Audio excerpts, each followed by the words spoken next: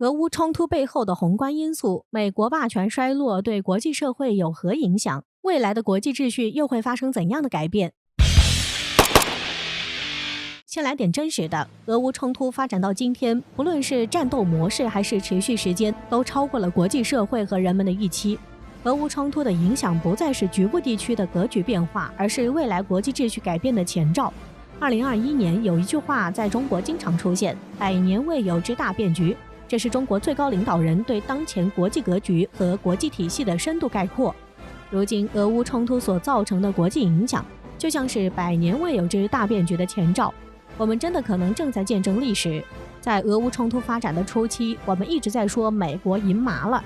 美国不断制造俄乌舆论，挑动俄乌冲突，其目的就是为了通过乌克兰内部极右翼势力来拱火泼汽油，把俄乌战火点燃后，美国就作弊上官，驱赶国际避险资金回流英国，给美债续命，缓解美国国内的通胀问题。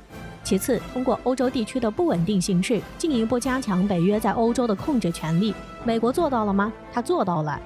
从一开始的舆论造势到进一步的推波助澜，一切都按照美国的预期发展。所以我们说美国赢麻了。但如今普京的神经刀将俄乌冲突的规模和后续影响发展到了完全超过美国预期的地步。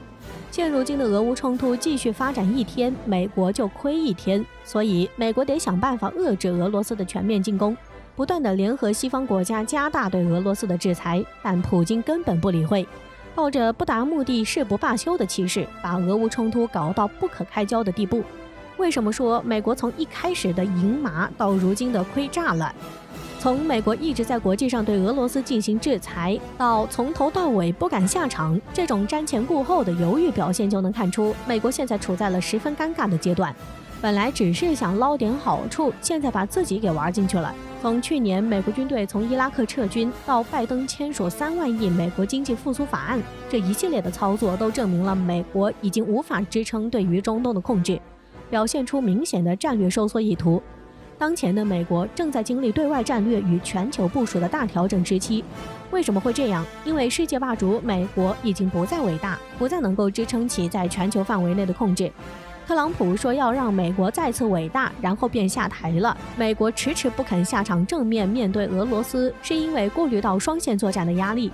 要是真的下场与俄罗斯进行全面开战，美国能赢吗？能赢，但在这场2个世界大国的全面战争中，双方都是输家，这是美国无法接受的。很显然，美国已经开始显露出霸权衰落的问题，俄乌冲突的继续发展也会越发动摇北约存在的意义。在普京下令对乌克兰开展特别军事行动时，网络上都在讨论俄罗斯的闪电战，认为在短时间内乌克兰就会彻底溃败。但随着战况的逐渐升级，网络上又出现俄罗斯进攻疲软、战线推进缓慢、乌克兰奋力抵抗的讨论。诚然，这其中存在着俄罗斯军方不想误伤过多平民，争取国际道义的支持。但其实如今俄罗斯进攻放缓，战况迟迟没有成果，是因为普京的目的根本不是赢下这场局部冲突，占领乌克兰，直面美国，动摇北约在欧洲地区的存在基础，才是普京的真正的战略意图。纵观世界历史，没有任何一个国家可以永远强大，美国也不例外，其都会有在国家发展到一个顶点，然后逐渐衰落的过程。美国正在经历着这一过程。2008年次贷危机的爆发就是一个关键的分水岭。哪怕在如今的2022年，国际社会仍然处于2008年次贷危机的影响余波之中，甚至2008年次贷危机也只是当前可能面临的更大层面危机的一个前兆。次贷危机动摇了美国的金融根本，让美国进入到长达10几年的量化宽松。量化宽松本身问题不大，但美国作为世界秩序的构建者和领导者，这对国际社会的影响就是巨大的。在2020年全球疫情爆发后，影响出现的巨大问题也就逐渐显现。所以现在的美国依然强大吗？现在的美国远比想象中的强大，但也远比想象中的脆弱，其正处在衰落甚至崩溃的阶段。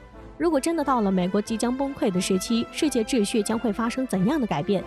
美国国务卿布林肯在2021年曾说道，一旦美国所构建的国际秩序崩溃，世界的和平和繁荣将不复存在。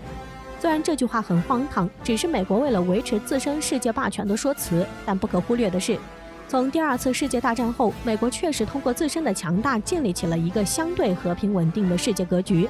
当然，这里说的是相对于，所以我们可以先通过国际形势分析一下未来国际秩序的发展。首先，世界秩序的重新洗牌，那些亲美国家将做出反应。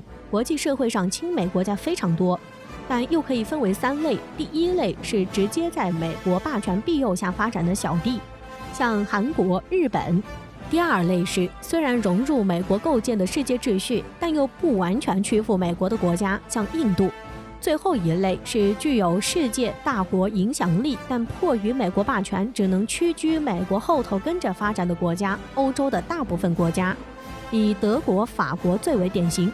这3类国家将会率先做出应对，在这个美国霸权不复存在的混乱国际秩序中争夺利益。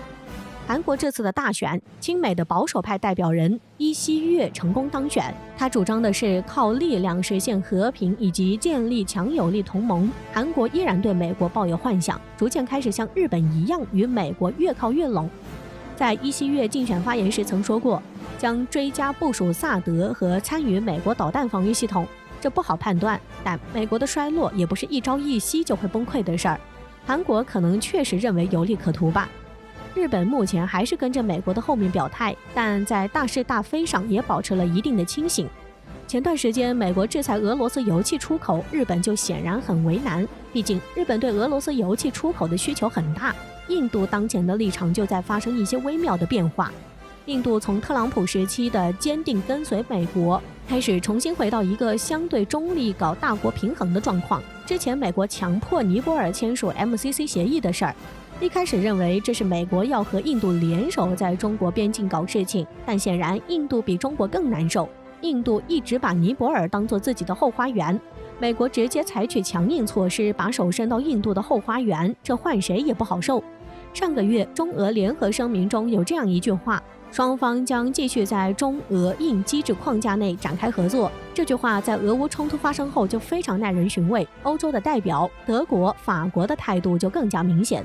因为欧洲地区本来就一直想着摆脱北约的束缚，德国近日就宣布了将斥资1000亿欧元来实现军事现代化。德国总理舒尔茨更是直接说，德国进入了一个新时代。很明显，德国不想跟美国一起搞事儿了，要用自己的军事力量掌控欧洲。北约作为上世纪冷战时期的产物，其作用将越来越小。中国在这100年未有之大变局中会处在一个什么样的地位？